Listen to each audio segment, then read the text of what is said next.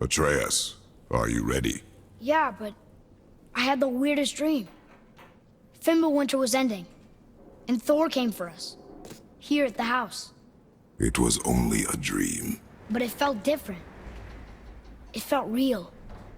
It felt like the future. Then we will worry about it tomorrow. Today, there are still things we can do. Come.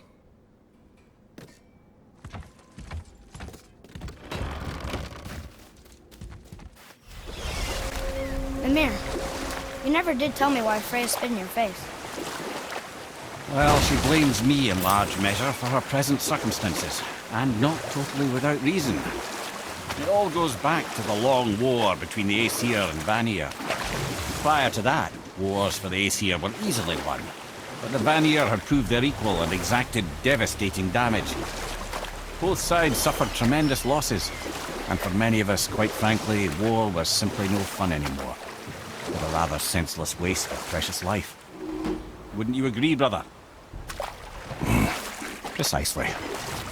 Enough was enough. And at last, Odin's most brilliant advisor became determined to find a more enlightened path. He set about to broker a peace between the gods. Took some convincing, but ultimately Odin was persuaded to marry his deadliest enemy, a certain Vanir goddess, legendary not only for her fertile beauty, but her genius at the very Vanir magic that Odin had long aspired to master. Freya married Odin? What was in it for her? It was a sacrifice to protect her people, a selfless act of love. Truly, she deserves better than she got.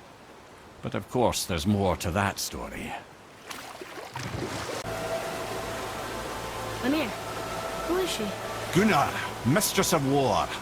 After any conflict, big or small, she would be first on the scene, sussing out the worthy spirits for a free trip to Valhalla. A gruesome task, but she took great pride in it. Any conflict. Impossible. It's true. She had help from her sisters, of course, but Gunnar was always first to arrive. Her judgment of the fallen was unparalleled, and an invaluable resource to Odin. She was one of his favorites. So, Mimir, seemed like maybe you know Brock and Sindri. For the Huldra brothers? Well, who doesn't? They're quite famous, or infamous, depending on your point of view. They crafted Mjolnir, you see. Thor's hammer, the Aesir's greatest murder weapon, the bane of giant kind. They made Thor's hammer? I didn't think they'd like the Aesir. Oh, I should say not. But this was long ago, and they were eager to make a name for themselves. Rather overdid it with that one, methinks.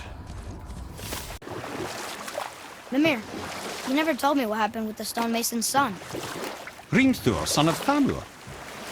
After completing his father's masterwork, the Great Wall of Jotunheim, he thought of nothing but making the Aesir pay for their crimes against the giants. Once he longed to fight Thor, but tragedy had brought wisdom to Hrimthur, and cunning. He observed that Asgard's walls were half-built and shoddy, for no Aesir god could be bothered with such tiresome labor. So Hrimthur adopted the guise of an ordinary man and made the Aesir an offer. He would build them majestic new walls, and if he couldn't build them within 2 turns of the season, they would owe him nothing for his labors. And if he succeeded, he asked only for an audience with the goddess Freya. Odin agreed, knowing the task was impossible, but intrigued by the stranger. Hrimthur made short work of it, of course. He had the benefit of his father's training and the aid of a magical stallion for fetching stones. Odin was not happy to find himself on the losing end of the wager, but he seemed to uphold his end of the bargain. Freya was sent to meet the mason, and to her surprise, he wanted only to whisper something in her ear. That being done, he made his way out of Asgard. And when he found Thor awaiting him at the gates of Midgard, he knew he had been double-crossed. But he didn't care, because his plan was complete. It was? What did he say to Freya? Only she could say for certain, but I've had many moons to work it out. Hrimthur knew that Freya loathed the Aesir, despite her marriage to Odin, and I believe he gave her the secret to Asgard's defences. Some weakness he may have built in, structural or magical, which I expect will be exploited come Ragnarok when Surtur arrives to burn Asgard to ash, if not sooner.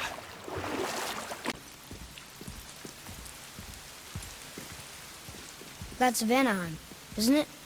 You figured that out, did you?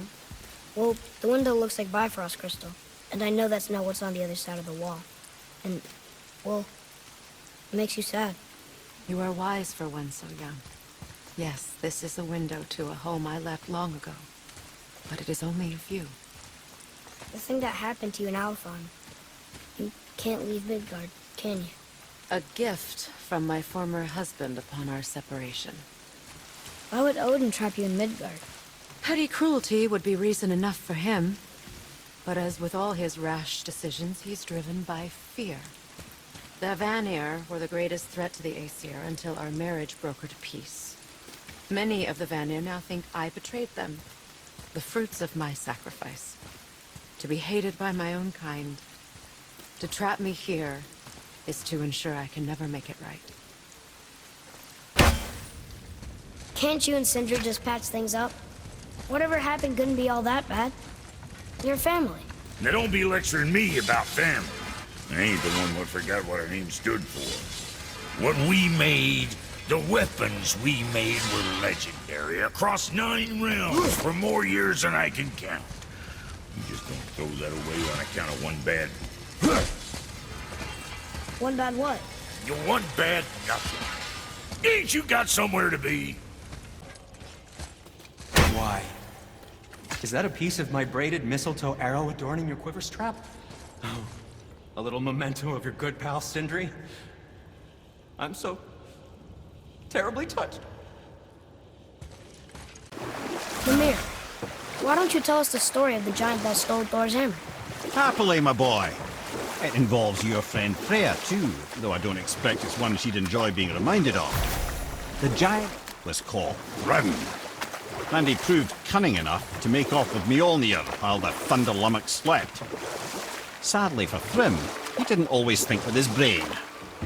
Though he had robbed the greatest giant killer of his greatest weapon, he offered to trade it back to the Aesir in exchange for Freya as his bride.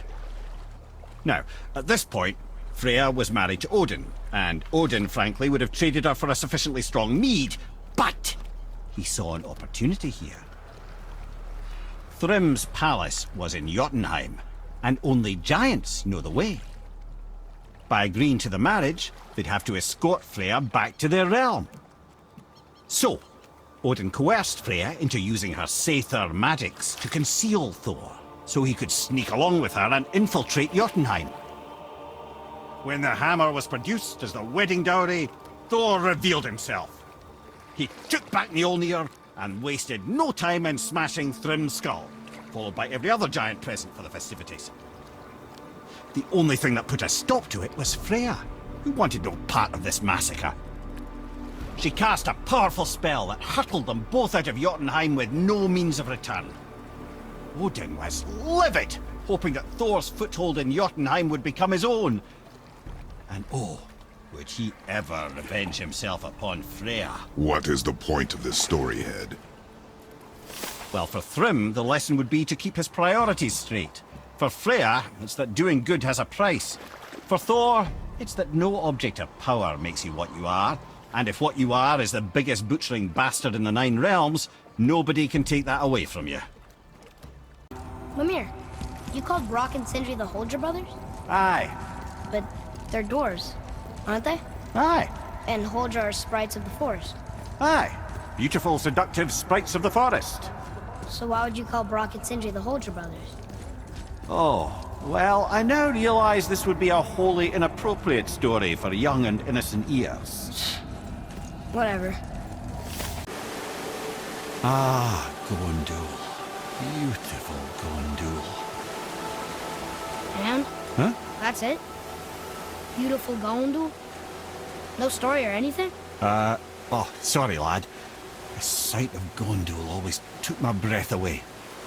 Gondul had a silver tongue, a sharp wit, and struck a figure so stunning it literally drove men insane.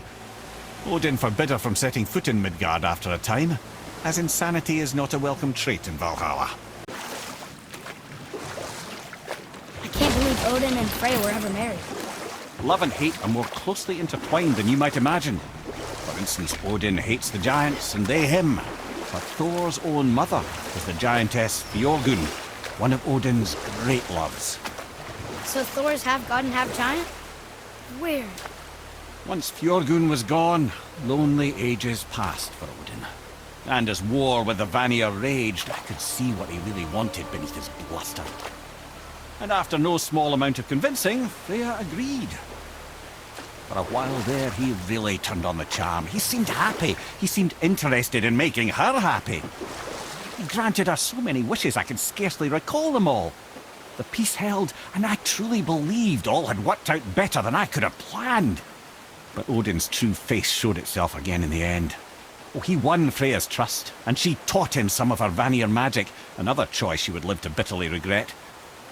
Sadly, despite his wise counsellors' best efforts to persuade him that peace was the only true path to stave off Ragnarok, Odin never let go of his obsession with Jotunheim.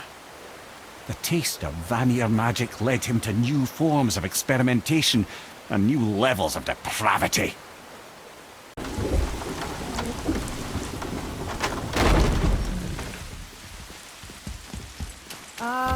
Is it a good idea coming back here? She's probably in there planning your demise, brother. Or bringing Baldur back to life? Like she did you, Mimir. Oh, I'm not alive, lad. I'm reanimated, sure. But make no mistake, I'm still quite dead. I'll never be what I once was. She won't want this for her son. Trust me. That's a relief. Not the part about you being dead, but... you know. Bruh, Fuck else you need? how come your brother's got half your brand? 'Cause I ain't in a working relationship with that footlicker no more. I wasn't about to let him use it without me, and he likewise. Only thing to do was split the brand 50-50 down the middle. Guess that was the last thing we saw eye to eye on. What? You want a hug? Hit the road! Sorry. So, I heard you and Brock are kind of famous. Well, you're half right. Whatever did you hear? That you made Thor's hammer. Oh. Yes. We did do that. Mjolnir put us on the map. It was a legendary run. Gods and kings knew our brand. We really did make quite a team. So what happened?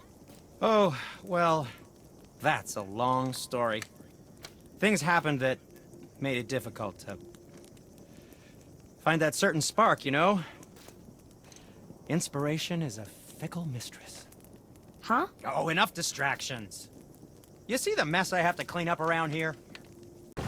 Mimir, is there a story for the giant with the flaming sword? Stuart the Brave. Of course. We've spoken so much of frost giants. It's about time we instead met the most fiery giant of all. Back when Ymir first emerged from Ginnungagap, it was Surt who followed next. He came from Muspelheim, the Fire Realm, bringing heat to the young cosmos, conjuring the sun from his primordial flame. But let's come back to that flaming sword, shall we? Surt the Brave forged his sword of flame for one purpose alone: to burn down Asgard when Ragnarok comes at last.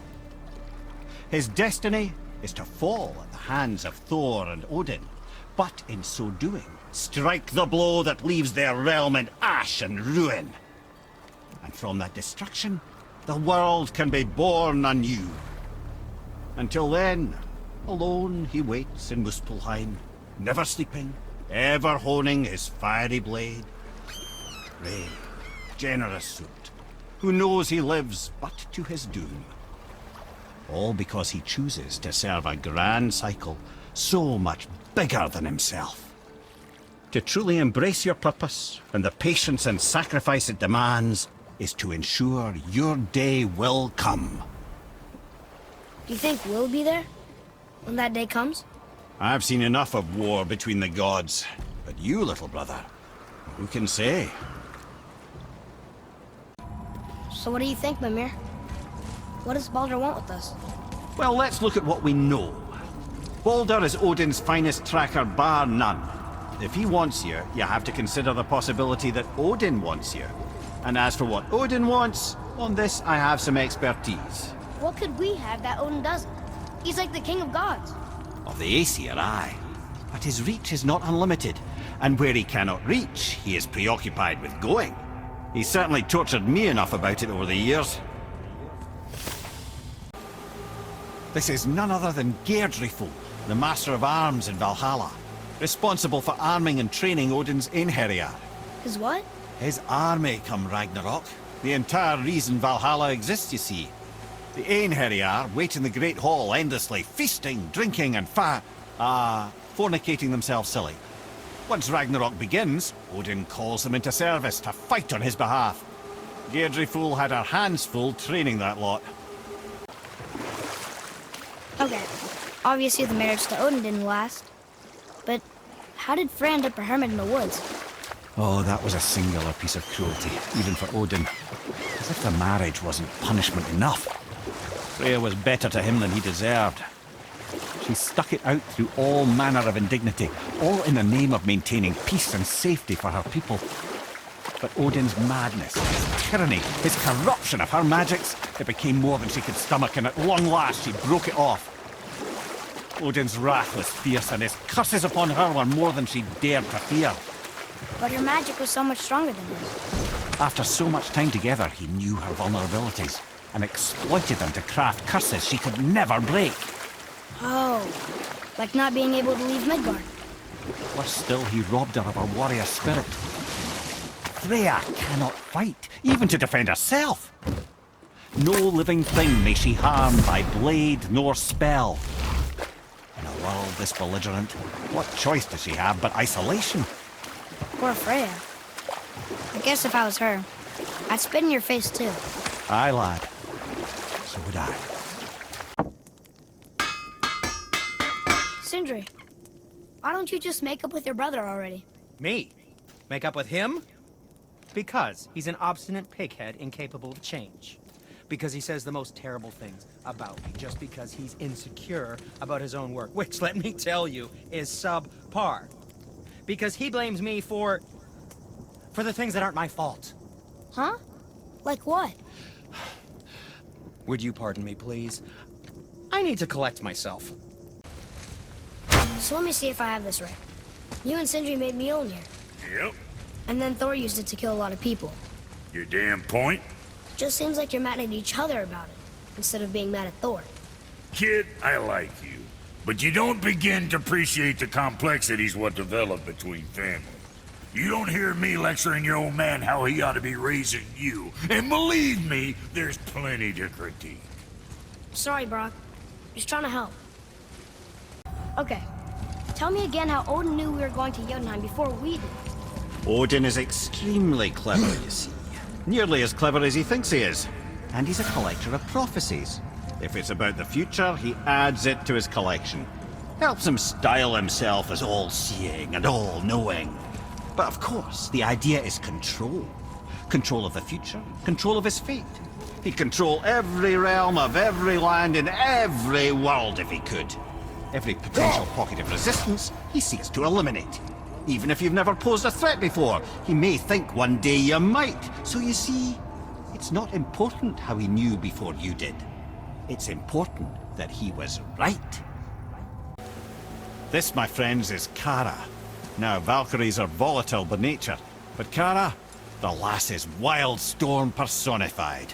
A wild storm. Aye, calm and collected. Then the air would shift and the fury of her storm would unleash. It was beautiful in a way, assuming you could find proper shelter. Her tears would cleanse the blood-soaked battlefields. Better not be fighting with your brother again. Just 'cause he's gotten a little less annoying over the years doesn't mean I ain't got a customer base of my own to keep happy. Oh yeah? Who's that? Well, you came back here, didn't you? Fair point. Did you really make that axe for my mother? Oh, I'd recognize it anywhere. Ask me. It's one of our best. Infused with the echoing screams of 20 frost trolls. Give or take. But why her? How did you know her? She sought us out in the beginning. She was a special woman. She wanted to protect people. I suppose we thought it was a chance to give power to someone who'd use it for good. She even spoke our native tongue. She'd say, Madurin Sem Gengur, egen Vigum Hans. Gengur on. That's right. That's impressive. I see a lot of her in your eyes. You know? Thanks, Sindri. Don't touch me. What? I didn't. I won't. If I'm not mistaken, we've yet to discuss the tale of the giant Bergelmir. Oh, yeah. I remember his shrine. It looked happier than the other ones. Mostly. It begins in an ocean of blood. Finally, a story worth hearing. If you remember, Ymir, the first giant, was fatally stabbed by Odin. It's in his blood our story starts. Ymir's magical guts poured out in a torrent so violent it threatened to flood all of creation. The Jotnar were unprepared, as the very last of them were washed away in the endless tide. Not just Ymir, but all of giant kind faced extinction. And so would Odin's victory have been complete. But Ymir's kind did not all perish that day. Staying afloat in the hollowed husk of a tree, the frost giant Bergelmir endured, as did his lady wife. For weeks they sailed, until finally they came upon a new land. They called it Jotunheim. And there they would start anew. As father and mother they would multiply exceedingly, and as king and queen they worked to make Jotunheim a land where giants would know no master but themselves. Bergelmir never sought revenge for Odin's slaughter. His vengeance was to live and prosper. He died at peace, a legion of his kin to mourn him. He would ever be known as Bergelmir the Beloved. Bergelmir the Beloved. Huh. I've never heard a story end that way. Not a true one, anyway. If you do, laddie. Freyr's temple. The ring is just as beautiful as I'd remembered. Freyr. A Vanir god. Freya's brother, actually. Freyr has a long history with the elves. One of the few gods welcome here. So, Odin wants to go where he can't reach. Are you saying he's trying to get to Jotunheim too? Aye, it ranks among his foremost obsessions. But that doesn't make any sense, Mimir. Oh? When did I stop making sense? You're saying Baldur tracked us down to find the way to Jotunheim. But that was before we knew Jotunheim is where we needed to go. That's crazy. Except for one thing. You are headed for Jotunheim, so he was right. I'm so confused. Well then, clearly you've been listening.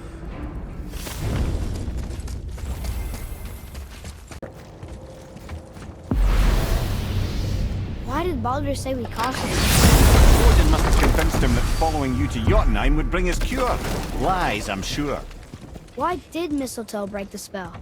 Vanir magic is powerful, but its rules are slippery and elusive. I'm sure it makes sense if you're a witch. Oh, but it's also bloody tragic. Baldur was the greatest gift Odin granted Freya. The one thing she treasured from their marriage. She only hoped to spare him pain and spare herself loss. But such impulses can lead good parents to make terribly stupid decisions. So I was wondering, why do you live under a turtle? He was my first friend here in Midgard. He offered me shelter, and in return I provide him with protection against the evils of the forest. Golden boar, giant turtle? You sure have some interesting friends. Mimir, do you know why there are no more giants left in Midgard? I mean, not counting the serpent from the future. Well, they did not take me into their confidence about that, Odin's convictions to the contrary. But I know this. If I'd spent the better part of 60 winters seeing my best and brightest cut down by Thor and that damn hammer, I might very well go home to lick my wounds. It's too bad. I was fond of every giant I ever met. So that's why they destroyed the bridges to Jotunheim. So the Aesir couldn't follow. And is that why there's no tower in the lake? I doubt it's a coincidence. So you think when we get to Jotunheim, we might find giants there? Anything's possible. Well, well. Hilda, mistress of battle. She and Odin got on quite well, actually. Her and the other Valkyries, not so much. would spend most of her time here in Midgard observing discord between the living, and sewing some up herself from time to time. She lived for conflict. Some say she was conflict personified. I wonder what will become of her now that she's free. Been putzing around Niflheim, have we? How can you tell? I'd recognize Ivaldi's stench of failure anywhere. Plus, you still got some mist on your shoes. Amir, why did you work for Odin if he's so horrible? It's my career! And if you mean to make your career as a counsellor to kings, you can't very well rule out petty maniacs. Available positions are scarce enough. My first master was a cruel piece of work as well, but I learned through him the enduring power of wit, which served me well with kings and gods alike. I couldn't have been much older than you when I started. A fairy king's errand boy and unofficial jester. By night, my mates and I had the run of the forest. Good fellows they called us, knavish spikes to the last. We'd get up to all manner of mischief, making fools of the local mortals. But as long as our lord was kept amused, we were spared the consequences. And one day he was not amused, and I saw fit to move on. Thankfully, the ages and roads travelled since then have turned me from that merry wanderer into the paragon of virtue you see before you today. Why is Odin so desperate to find a way into Jotunheim anyway? He's convinced the giants hold the key to changing his fate when Ragnarok comes. They are the Aesir's oldest enemies, after all, and it's their army that's supposed to do him in the end. But more than that, he covets their gifts of prophecy. He wants to know what they know and see what they see. So much suffering could have been avoided if his insatiable curiosity was not so much stronger than his wisdom. What do you mean? Ah. Remind me to tell you why they call him the Lord of the Hanged. This is Rota, a chooser of the slain. I thought all the Valkyrie did that. Not exactly, lad. Although that is what they're most famous for, and by far their greatest responsibility. You've seen what happens to the dead without the judgment of the Valkyries. Hellwalkers. That's right. Rota, Gunnar, Skuld. Without them to clean up the aftermath of battle, hell overflows with souls meant for Valhalla. A sorry state of affairs. Rota must be beside herself. Say, you didn't happen to run yourself afoul of a scruffy fella, about yay high, doesn't feel pain, sounds drunk but probably just slow? Hey, how'd you think I feel about it? If I'd wanted Aesir business, I'd have set up shop outside a brothel. Or a fighting pit. Or a fighting brothel. Did he say Aesir? Like gods? No. Be careful where you're going. There's nobody nice out here anymore since all the people left. I mean, I hate to generalize, but, mostly they just try to kill you. Good tip. Amir, how'd you come to be in these lands?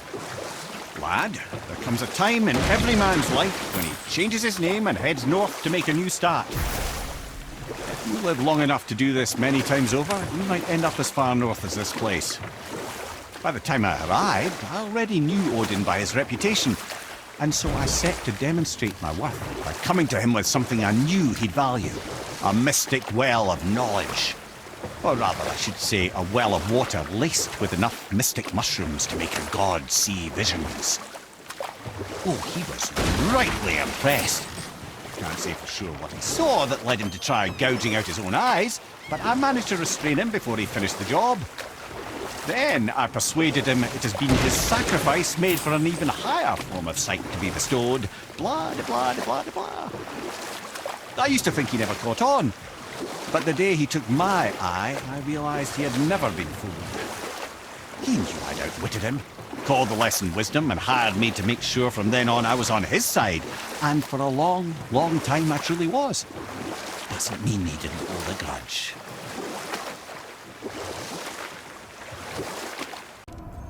So why do they call Odin the Lord of the Hang? That refers to a modest example of Odin's thirst for knowledge. The time he spent 9 days a dead man. Hung himself by the neck from Yggdrasil's branches, put his spear through his own side, and bled down into the Well of Destiny. He roamed the realms of the dead and plundered the world tree of its secrets, until I think quite rightly it got fed up with him and sent him back to the land of the living. Did I not mention he was barking mad? Olrun, once the daughter of a powerful chieftain. She fell defending him during a Reaver attack.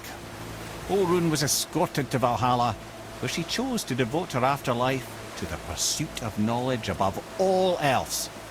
Quite unusual behavior amongst the constant drinking and feasting of her fellow Valhallian denizens. How'd she end up a Valkyrie? Odin.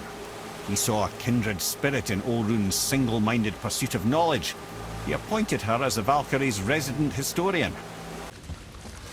Be extra careful out there, you two. The roads are teeming with more than usual complement of dead assholes lately. We've noticed. Any idea where they're coming from? Maybe they ran out of rooms in hell. Or could be Odin stirring up trouble again. Or maybe they all got lost. Why don't you ask one while he's chewing your face off? We'll just be careful. Thought so. Sindri, have you always been so... Clean? Huh. Don't I wish. No, I was just as unsanitary as the next dwarf until the day a Vanir witch set me straight. She discovered with her magic there are hundreds of thousands of tiny beasties on everything around us. Oh, so small you can't even see them. No. It's true. And if they get inside you, they make you sick. But the witch told me there's one wood, the oak, that's a natural deterrent. Stops the beasties from spreading. So now, I make all my handles from oak. See? I think of these things. Mimir, I still don't get why you ever wanted to work for Odin. Back then, I was young enough to still be ambitious. The Aesir gods were as powerful a force as I'd come across, but they clearly lacked for strategy, focus, and sage counsel. All this could I faithfully provide. And so, a stranger from a far-off island found himself with Odin's ear, trusted as he trusted no one but himself. And with that kind of power, laddie, I must confess, there are perks. Yeah, but he's Odin. I never claimed to be perfect, laddie, only clever. And often too clever by half. So what'd you do to get Odin so mad at you? Well, for a long time my job was to enable Odin, and I was fucking excellent at it. Gradually, as I grew more to care about people and the world, my job became to contain him, to protect him from himself. By serving peace, I served his interests as well, that's the truth. But he saw it as disloyalty. No longer trusting my motives, but not wishing to part with my brain or tongue, he bound me to a tree and adopted a new pastime of casual torture. Well, I'm glad we came along to cut off your head. Aye, lad. Lucky break that was. I'm confused. I always heard that Baldur's mother was Frigg. Aye, Frigg. Well, that's more of a pet name, you see. It means beloved, something Odin called Freya after they wed. Out of affection at first, or so I like to believe. As things turned sour, it became a way to manipulate the truth. How so? Odin didn't want Freya, a Vanir goddess, getting credit for anything in Asgard. So anything worthy she accomplished was attributed to Frigg. Like being Baldur's mother. That's right! Freya was Baldur's mother all along. Ah, here we have Eir, the healer. A Valkyrie healer? Strange. Eir was strange, as a matter of fact. Very quiet, very calm. Where her sisters were violent rapids, Eir was a gentle stream. She healed the wounds of both mortals and gods, and even a certain all-knowing sage who once drank too much and fell off a mountain. Not my proudest moment. Brock, what do you know about the serpent in the lake? I know he's too damn big.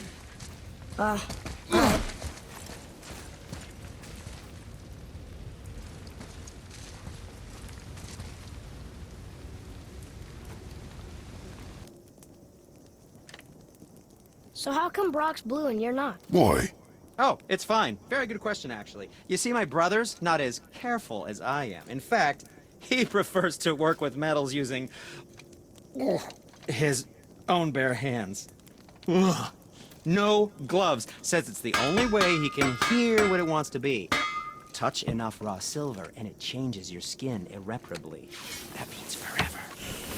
I wouldn't bring it up to him, though. You know how sensitive he can be. I guess that makes sense. Mimir, there was a shrine about a giant lady with lots of books and visions. Ah, that would be Groa, the Knowledge Keeper. She was a gifted sorceress who gathered every tome of arcane wisdom she could find in the realms, all in the hopes of augmenting her powers of prophecy, that she might find her lost husband, Arvandil. But it was not her husband she would glimpse in her visions, for it was Groa, seeing longer and farther than any before or since, who witnessed Ragnarok, the end and the beginning. When Odin caught word of her ultimate prophecy, he maneuvered to obtain her knowledge and hoard it for himself. Groa knew Odin as a long-time patron of her services, and so she welcomed him into her library as a friend. What she did not know is that Odin himself was behind her husband's disappearance, having used his enchantments to conceal his death at Thor's hands from her sight. Smiling, jealous Odin took her by the throat, and with his very hands he stole her library and her life for his own. I always knew Odin was bad. That's just... Ruthless, barbaric, heartless? That's Odin. In fact, we would do well to sit here in silence for the next few moments and reflect on Odin's capacity for cruelty. And so... Reflect longer. Here's something I can't figure out. Odin wants to prevent Ragnarok, but the serpent's already been there and seen it. So hasn't he already failed? Fate's a tricky thing, lad. And Odin's just arrogant enough to think he can get the best of it. Fate is another lie told by the gods. Nothing is written that cannot be unwritten. On that, brother, you and the All-Father may just agree. Even if he can't prevent Ragnarok, he still hopes to learn enough details to influence the outcome. Remind me later to tell you about the wolves. You're familiar with the tale of Skoll and Hoti, bringers of day and night? Oh yeah, the wolf giants. Aye. They were born of the arch-wolf Hrothwitnir, a great nemesis of the Aesir gods. Odin captured them as pups and kept them in the kennels of Asgard to hold his foe at bay. But when the sun and moon grew mutinous and stood still, Odin put Skoll and Hoti to use. With his ancient magics, he cast the wolves to the heavens, and they began their chase. And long shall they chase, but not endlessly. For it is foretold that someday Skoll and Hoti will catch and devour their prey. And that day shall be Ragnarok, the twilight of the gods. But Ragnarok is supposed to be Odin's doom, isn't it? Why would he set the wolves loose if it fulfills the prophecy? Precisely the question, lad. It's always about control. The wolves determine when Ragnarok begins, and now he controls the wolves. A battle fought on his timetable is a battle he better stands to win. Wait, so Freya is the Valkyrie Queen? She never told us. You never told us. Explain yourself, Head. Or are you bewitched again? Not at all. Freya was Queen of the Valkyries at one point. Part of her marriage dowry included overseeing the Valkyries themselves. As a powerful Vanir goddess, they revered her. I never knew how much until now. Mimir, what else did the serpent tell you when you spoke? Kinda sounded important. I'm sure it's nothing. He just said the boy seemed familiar to him. Me? That's impossible. Oh, I quite agree. Unless, perhaps, he refers to something yet to be.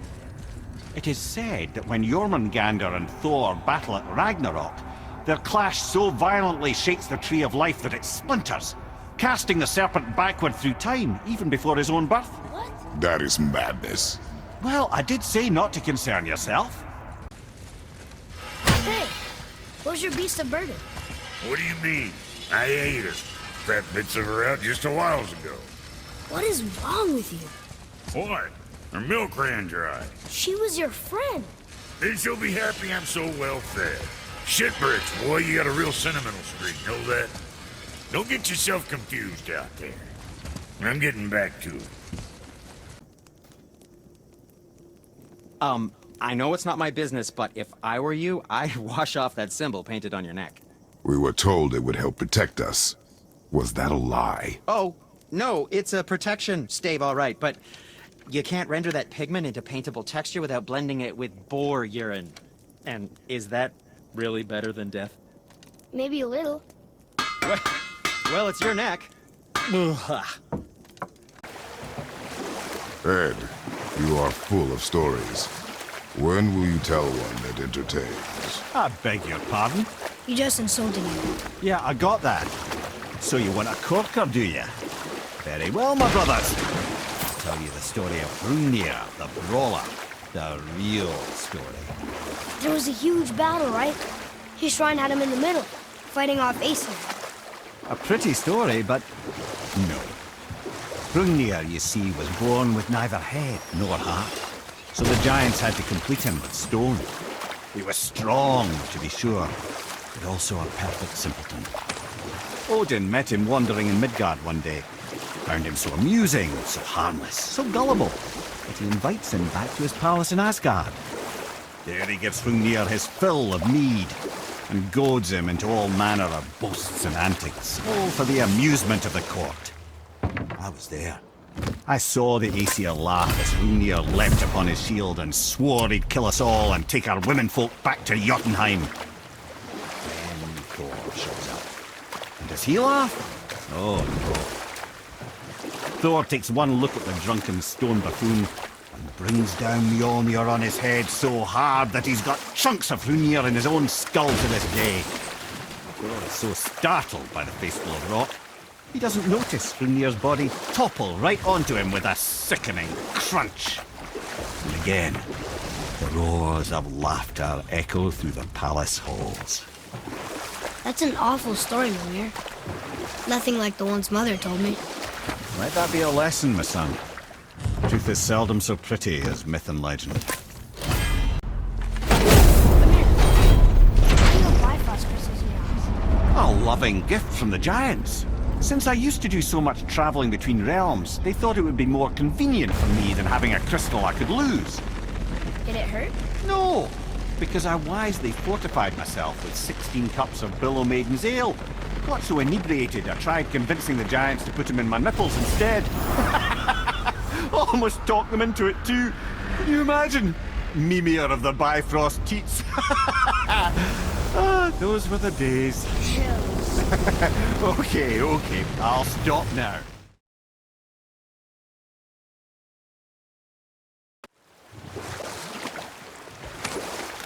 Don't you have any more stories to tell, Mimir? I'm talked out, lad. But someday I imagine I'll be telling your story.